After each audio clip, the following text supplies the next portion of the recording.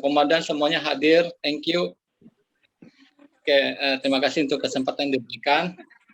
Saya akan mulai kesempatan ini dengan kejadian yang saya alami. Jadi pertama-tama saya mau mengucap syukur pada Tuhan sampai saat ini boleh eksis ya. Jadi kita ketahui bersama bahwa bulan Juni, Mei, Juni, Juli itu sampai Agustus masa-masa COVID yang sangat banyak orang terdampak.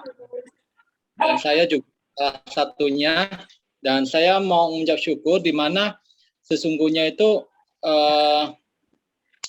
saya ini boleh tahu bahwa saya menderita COVID itu setelah saya sebenarnya mau kontak teman saya yang sebelumnya masuk rumah sakit. Jadi saya diberi kesempatan untuk hubungi beliau, dan ketika beliau dan beliau kondisi baik katanya, tapi masuk rumah sakit hampir semingguan. Cuman begitu telepon dia, saya ada sedikit batuk, cuman saya dibatuk. Kamu ada batuk, ada flu nggak? Saya bilang ada nyeri nggak? Saya bilang ada. Jadi waktu itu saya bilang, wah saya nyerinya luar biasa sakit nih, saya udah 2 malam nggak bisa tidur, saya bilang. Dan ternyata dia bilang, oh itu kemungkinan COVID bro, kata gitu. Coba lu periksa dulu. Jadi saya pada saat melakukan tes antigen dan hasilnya positif. Cuma karena saya nggak terlalu percaya hasil antigen, jadi saya ke rumah sakit lebih untuk gitu loh, PCR ya. Jadi saya PCR-nya dengan hasil positif lagi. Jadi dengan begitu saya benar-benar merasa wah ini ternyata saya kena COVID juga akhirnya. Jadi saya waktu itu dikabarin supaya segera cek ronsen paru katanya, supaya jangan sampai kena yang lebih ke paru katanya, karena pengobatannya lebih rumit katanya gitu. Jadi saya pun ke rumah sakit waktu itu, ke Ukrida. Jadi setelah hasil ronsen saya dinyatakan positif dengan kondisi masih oke katanya, nggak ada ruangan juga. Jadi saya diminta untuk isoman oleh dokter. Jadi saya mau share di sini kondisi isomannya ya, teman-teman ya.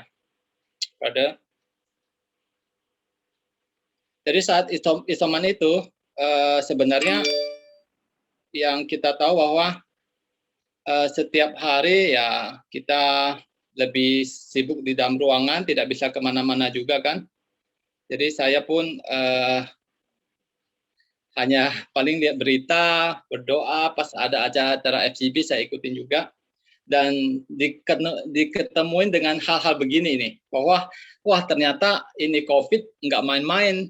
Banyak juga saudara-saudara yang lainnya begitu kena COVID, malamnya minta oksigen, paginya orangnya udah nggak ada gitu loh. Jadi ini yang membuat saya lebih mau mendalami, ini sesungguhnya Tuhan kok lebih gampang sekali manusia itu kehilangan nyawanya gitu ya. Dan saya sendiri selalu mau memikirkan itu apa sih nilai manusianya gitu loh. Sampai manusia itu segampangnya begitu.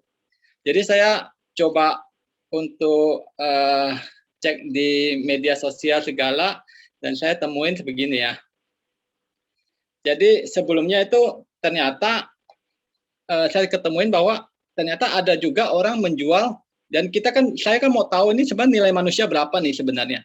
Jadi ada ceritanya, ada seorang wanita itu jual ginjal 500 juta untuk bayar hutang. Jadi sebenarnya tubuh manusia itu di ginjal aja ada nilai uangnya.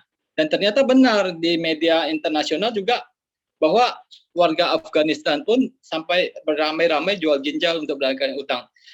Ini disclaimer ya, itu nggak boleh diikutin ya. Saya cuma analisa bagaimana nilai manusianya itu ya. Dan saya mendapati ternyata di lebih dalam lagi, jadi kondisinya begini.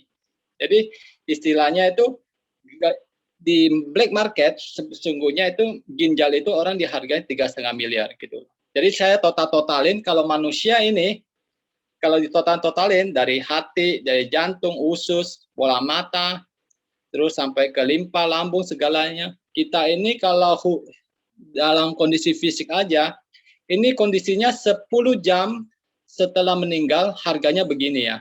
Kurang lebih 7 miliar lebih. Jadi saya hitung-hitung nih, kondisi orang 10 jam setelah meninggal aja, begini harganya. sesungguhnya nilai manusia berapa sih kalau kondisi hidup?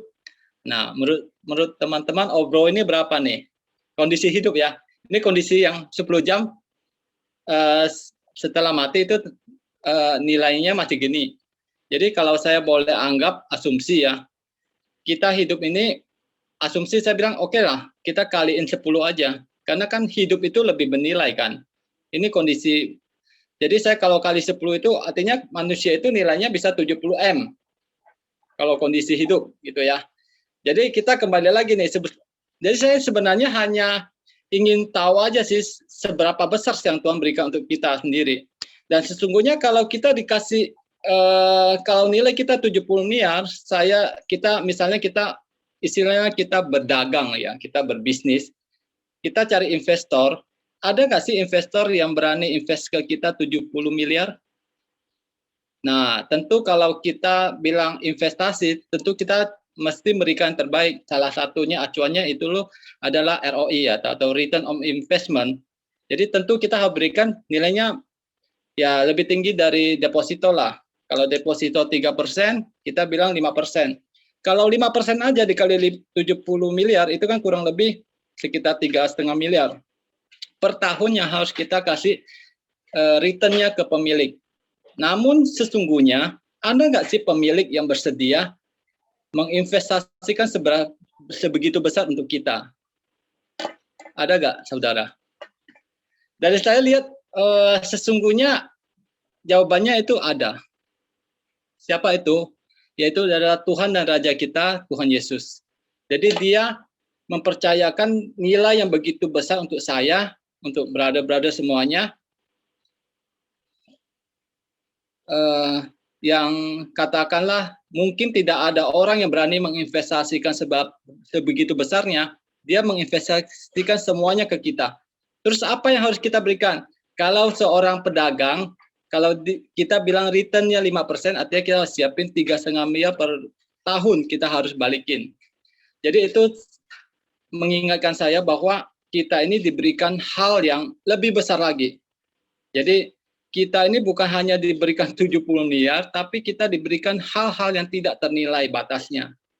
Jadi sesungguhnya itu tidak ada alasan untuk saya untuk santai-santai, untuk males-malesan. Itu kita harus singkirkan hal-hal tersebut, apalagi kita bilang kita tidak ada ide, kita nggak bisa juga. Nah, saya teringat akan satu buah firman dari Keluaran 4 ayat 1-2, saya bacakan ya. Ini tentang Musa yang dipanggil keluar untuk membawa umat Israel. Di mana firman-nya begini, lalu sahut Musa, bagaimana jika mereka tidak percaya kepadaku dan tidak mendengarkan perkataanku, melainkan berkata, Tuhan tidak menampakkan diri kepadamu. Tuhan berfirman kepadanya, apakah yang ada di tanganmu itu? Jawab Musa, tongkat. Jadi sesungguhnya Tuhan bisa pakai apa saja untuk misi yang diberikan pada kita untuk melewati hari-hari. Jadi pasti kalau kita tanya seperti Musa pada Tuhan, bagaimana saya menjalani hari-hari? Firman ini mengatakan, apa yang ada di tanganmu, apa yang ada di tangan saya, apa yang ada di tangan saudara. Segala sesuatu itu mungkin bagi Tuhan. Dan dari sini saya mengambil satu kesimpulan bahwa seperti juga Musa, apa yang ada di tangan kita bisa digunakan untuk menyelesaikan setiap mandat ilahi yang kita beban. Setiap kepada perkara kecil, maka Tuhan akan melimpahkan apa yang ada. Jadi kita semua hanya alat yang bisa digunakan apabila kita mau taat dan setia. Dan melewati masa-masa COVID pun, saya melewatinya dengan suatu pengharapan bahwa Tuhan pasti akan menolong, menyembuhkan, karena saya tahu Tuhan mau memakai saya, dan saya percaya Tuhan akan pakai hidup our brother juga, karena kita ada di suatu wadah yang sungguh luar biasa di FGB, dan saya percaya segala kemuliaan hanya bagi nama Tuhan. Dan saya mengucap syukur untuk bisa dipakai oleh Tuhan sampai saat ini. Terima kasih untuk kesempatan untuk kesaksian saya. Thank you.